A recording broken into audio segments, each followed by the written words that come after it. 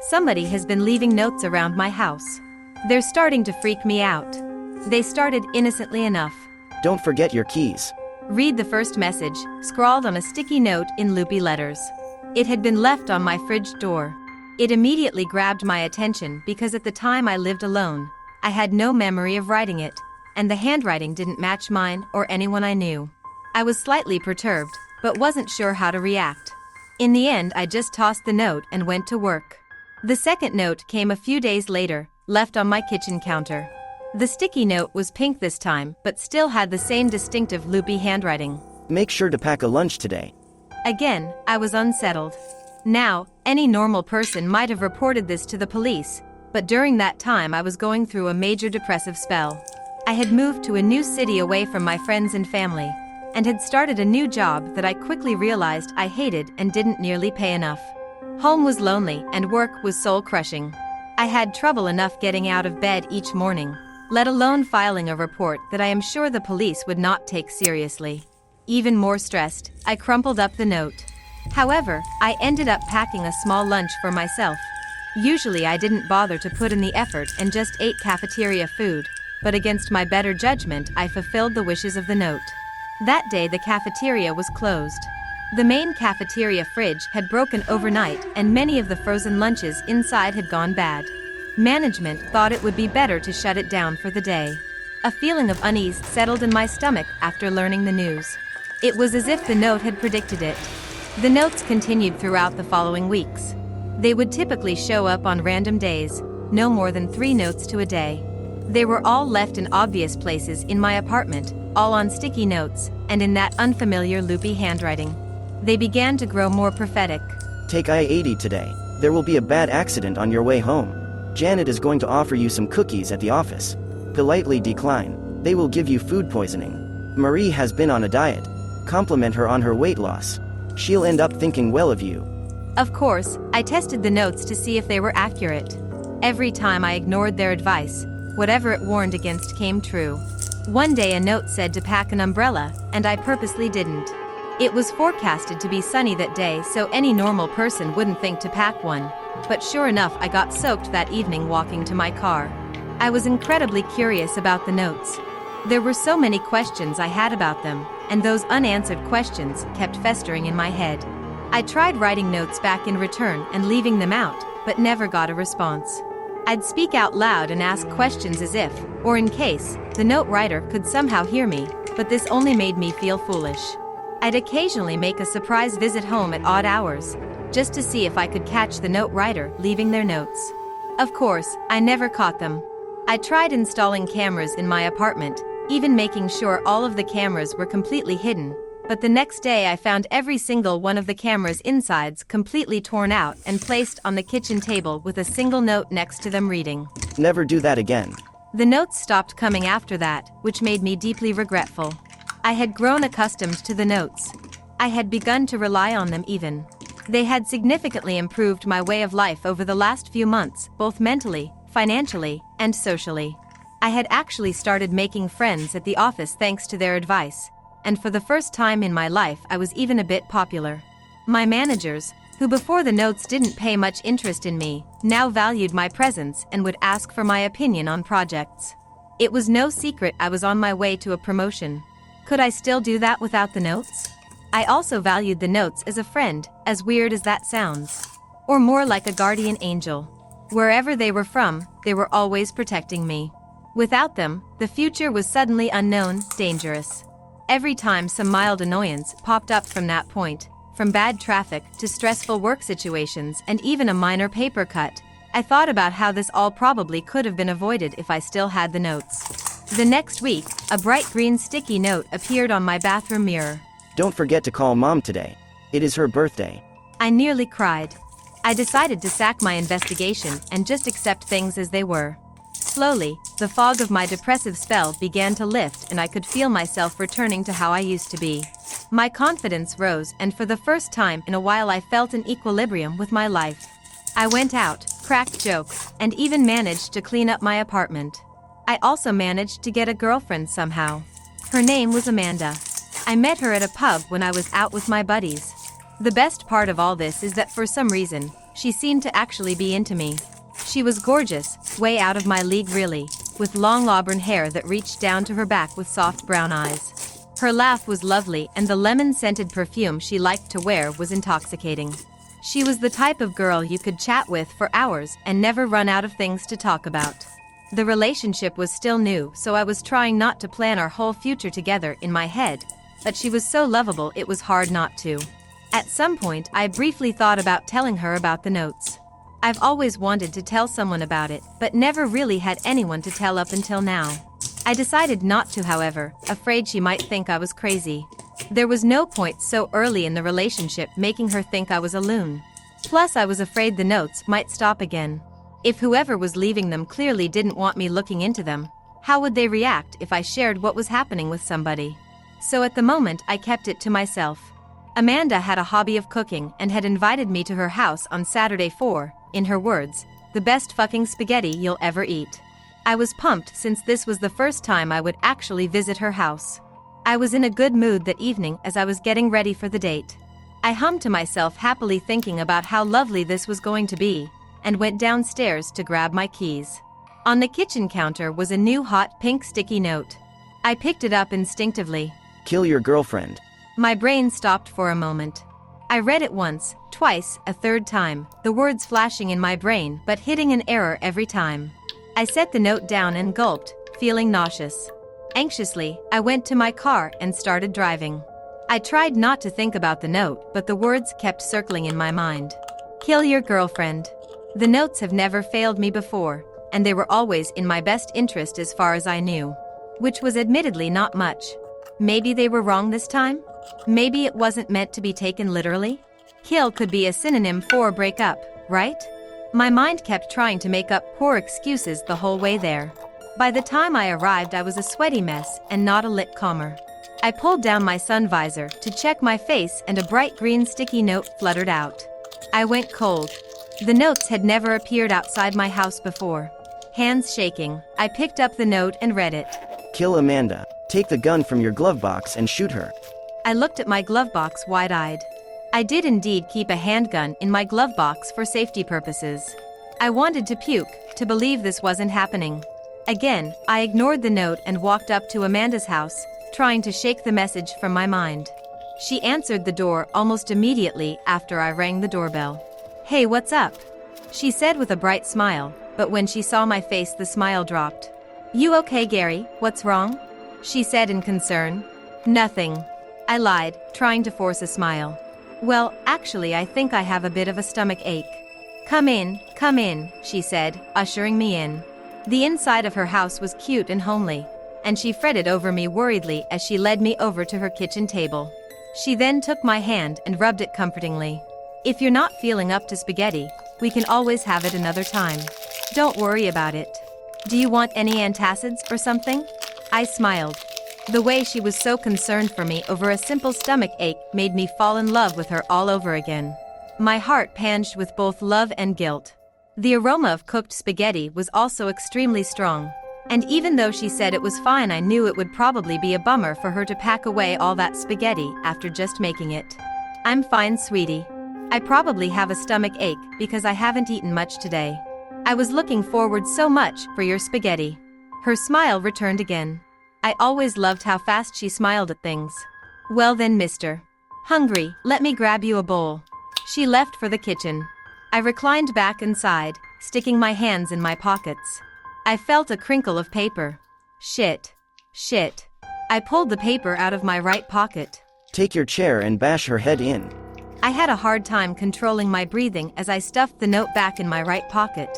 I also felt paper in my left pocket, and against my mind screaming for me not to, I pulled it out, realizing that it was actually two notes crinked together. Shakily, I unwrinkled the first note. Do not eat the spaghetti. Drug. What's that, Gary? Asked Amanda behind me. I nearly jumped out of my skin. I stuffed the notes back in my left pocket. Oh, Jay, just some note from work I forgot was in my pocket is all. I said in a weird voice. She frowned, looked like she wanted to say something, but then thought better of it. Here, babe, she said gently, handing me a bowl of spaghetti. It looked heavenly. I wanted to puke. She sat next to me with her own bowl. She rested her head in her hands and looked at me excitedly, expectantly. I stared at her blankly. "Well, take a bite, silly," she said, gesturing towards my bowl. I'm so sorry. I really need to use your bathroom." I jumped up and started looking for her bathroom. She jumped up after me, looking confused. "Gary? What's wrong? You've been acting weird." When I found the right door, I went in and locked the door behind me. She kept knocking and knocking. "Gary? Gary? Seriously, what's wrong with you? Is the stomach ache that bad? Talk to me, Gary, please." I backed up and against the bathroom wall, then sank down to the floor. I pulled out the 2 notes from my left pocket again, this time reading the second note. My heart sank. She is not Amanda. Video chat is a spooky story about a teenage boy who meets a strange girl in a chat room. When she starts begging him for help, he isn't sure if he should believe her. One day, when I got home from school, I found a note from my parents saying they had gone out for the night and wouldn't be back until late. I didn't have a lot of homework to do, so I went up to my bedroom and opened up my laptop. After browsing the internet for a few minutes, I got bored and started looking for a video chat room. Clicking through all the weirdos and time wasters, I tried to find someone I could have a decent conversation with. Just when I was about to give up, I clicked the button and a cute girl appeared on the screen. She looked like she had been crying and she had her hand over her mouth, as if she was trying to keep herself from making any noise. Looking closer, I could see fear in her eyes. She started typing. Please help me. "What's happening?" Call the police. "What? Why? There's someone in my house." Is this some sort of prank?" No. Please, you've got to help me. "Okay.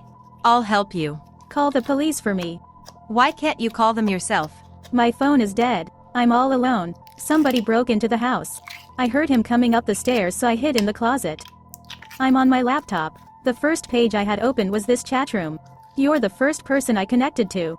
Please, you've got to believe me. "Are you sure this isn't a prank?" I'm deadly serious. I didn't know what to do. It could all be just a sick joke, I thought, but what if this girl really needed my help? I couldn't just ignore her. I decided that there was nothing else I could do. I had to call the police. "Okay, I'll call the police for you. Just give me your name and address." My name is Linda. My address is... While she was typing, I was already dialing emergency services on my cell phone. When I saw the address she had typed, the phone slipped from my fingers and smashed on the floor. It was my address. I felt a chill run down my spine. I just sat there, staring at her image in the webcam. Her eyes were pleading with me, begging me to help. Tears were flowing down her cheeks. Slowly, I turned my head and stared at my bedroom closet. My heart was beating fast. I broke out into a cold sweat. With trembling hands, I picked up my laptop and cautiously approached the closet. The floorboards creaked under my feet. In the video chat, I could see the girl suddenly flinch as if she had heard something. She covered her mouth, shivering with fear. I reached out with my left hand and grasped the handle on the closet door. The girl was still in the video chat, shaking and silently sobbing. Clutching the handle tightly, in one quick move, I pulled the closet door open. From within, I heard a terrified scream. The closet was empty. When I looked back at the laptop screen, the girl had disconnected from the video chat. I kept hearing her scream over and over in my head. The whole incident unnerved me so much that I couldn't stay in my bedroom. I went to sleep on the sofa downstairs. The next morning, I told my parents what had happened. My mother just laughed it off, but my father was curious. He said he would ask the neighbors about it. What he found out was extremely disturbing. Years before, there had been a family living in the house. A man, his wife, and their teenage daughter. One night, when the parents were out, an intruder had broken into the house. When the parents came home, they found their daughter in the bedroom closet. She had been stabbed to death. Her killer was never found. Her name was Linda. Are you asleep? No, I can't sleep. I'm studying. What's your excuse, P? I think I heard footsteps on the gravel outside. Get your dad to check it out. I'm home alone. I told you before. My parents are on holiday, remember? Really? Till when? We should hang out. It really sounds like footsteps. Being home alone can be scary. Look out the window. Maybe you'll see someone looking in at you. Not funny, David. Chill. I'm sure it's nothing. David, there's someone in the garden. What? Really? Yes. I can see a man. What's he doing? Standing in the bushes. He has his back to me. I can't see his face. David, this is serious. What should I do? Nothing. Maybe he'll go away by himself. Oh my gosh. Now he's turning around. What does he look like? David, what happened? What? How are you doing that? What are you talking about? I can see that it's you. In my garden. How are you writing on here without your phone? Annie, now you're scaring me too. I'm definitely not in your garden. Whoever that is, it's not me. David, stop playing around. I can see your face and you're wearing that stupid football jacket you're so proud of. Honestly, Annie, I'm at home. I wouldn't play around like that. It has to be you, David, playing a sick prank. How else could he be wearing your jacket? There are lots of jackets like that. You just have me on your mind. Doesn't that jacket have your name on the back? Yeah, everybody on the team got one with their name on it. I can see your name. What? What hell is going, David? Annie, my jacket is here in my closet. He saw me. Why is he smiling like that? He's coming? Call the cops. Annie? Annie, pick up. Okay, I've called the police. I told them there is an attempted break-in in progress at your place. They said they're on their way, but it'll take about half an hour. Annie, are you there? It's in the house.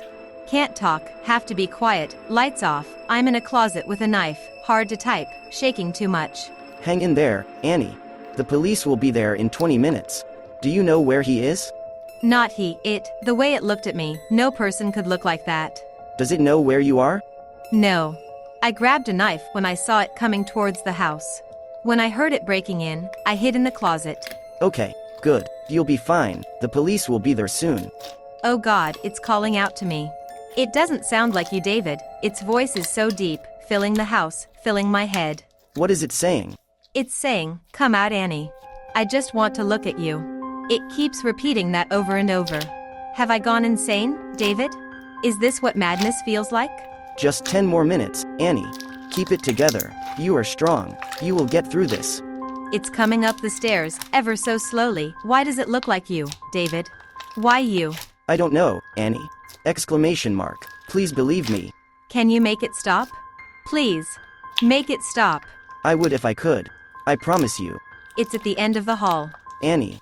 This has something to do with you, David. Only you can make it stop. I don't know, Annie. God, please. Please. It might be because I think about you so much. I think about you all the time. So stop thinking about me. I don't know how. It's scraping something on the walls, getting closer. Please, David. I'm trying. I'm trying so hard. It's slowing down. Whatever you're doing, it's working. It's stopped.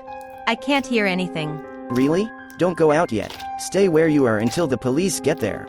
What should I tell them? Everything, Annie. Everything you told me. I didn't know you felt that way about me, David. I'm so glad it stopped.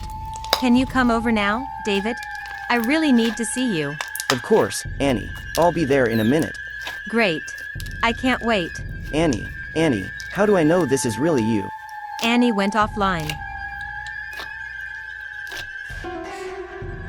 I worked for a slaughterhouse in the Midwest.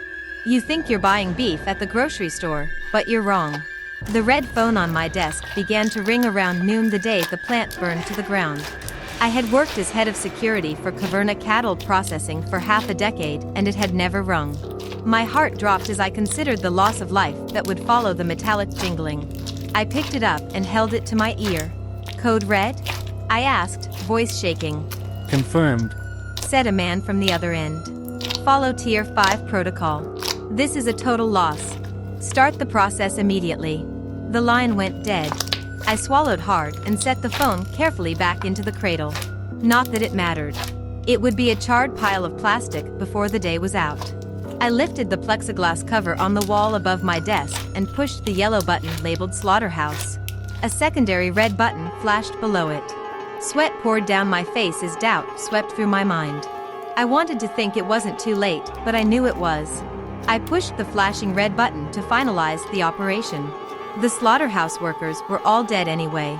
Looking at the security monitors for the slaughterhouse, I could see the staff scrambling toward the doors. As soon as I hit the secondary button, the magnetic locks engaged and there would be a mechanical voice playing through the overhead speakers announcing the lockdown. It would tell some soothing lie that normal operations would resume any moment, but they knew better.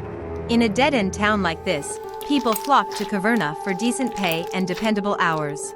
A few years in and most of them even accepted the twisted nature of what we actually did. Most of them probably lied and told themselves nothing bad could really happen. For a few brief moments, before they died, they understood it had all been a comforting lie. I turned back to my computer and entered the command to announce the facility evacuation for all of the other floors. Scanning the bank of monitors, I could see the other workers cease their duties and begin to move in an orderly fashion for the nearest exit. The alert sounded like a fire alarm, so they would move a safe distance away from the building before the Tier 5 protocol finished. The waves of other workers were still marching out, but I turned my head back to the bank of Slaughterhouse monitors. In the brief moments I had looked away, nearly a third of the cameras had gone offline. I knew the things were destructive, but I had no idea how quickly they had moved or how they had escaped containment. On one of the screens, a horrible image flickered lifelessly. In front of one of the exit doors, there was a pile of people. Parts of them, anyway. I had never been more grateful that the Caverna cattle processing plant owners had never transitioned the old cameras to color. My imagination made the scene bad enough. I turned back toward the other monitors to see a few slow movers still shuffling around inside the plant. There wasn't much time left before I would have to enter the final protocol command. My face was burning with anger at the stragglers. I picked up the system-wide mic on my desk and held it to my mouth. "Get the hell out!" I shouted. "The building is on fire and I can't leave the security booth until the place has cleared." The last few slow-moving employees unexpectedly picked up their pace and moved toward the exits. I breathed a sigh of relief as my eyes darted from monitor to monitor. All of the floors other than the slaughterhouse were clear. I turned to the row of buttons and pushed the yellow and red sequences to finalize the order. Clicks reverberated through the facility as the magnetic locks engaged. The things were trapped inside and the hidden self-destruct system would engage in just a few moments. Stealing one more look back at the slaughterhouse monitors, I finally saw the things. Bovine heads extended from their serpentine necks. They waved side to side, bobbing above their arachnoid bodies. Most of them had 8 legs, but a few had 10 or more. The hooves came to a sharp point. Bloated udders randomly spotted their body, dripping some liquid too thick to be milk. Gore dripped from their slack mouths. They skittered across the slaughterhouse floor, tracking down the last few survivors. Every few moments another camera would go offline.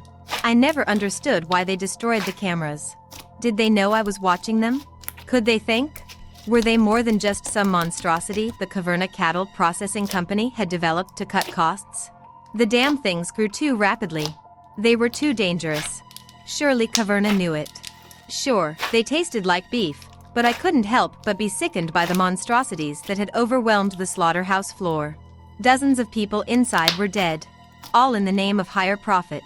My computer monitor began to flash rapidly, counting down the moments until the incendiary devices would cause the plant to erupt in flames. That was the protocol. Genetically engineer monsters that taste like beef. If they break containment, destroy the plant and any staff trapped inside. Insurance would pay to rebuild in a new town. The families would get a meager payout. Caverna would just move on. Open a new plant. Breed more creatures. Next time you're at the grocery store, skip the Caverna meats section. It may be a pricey like, but you get what you pay for.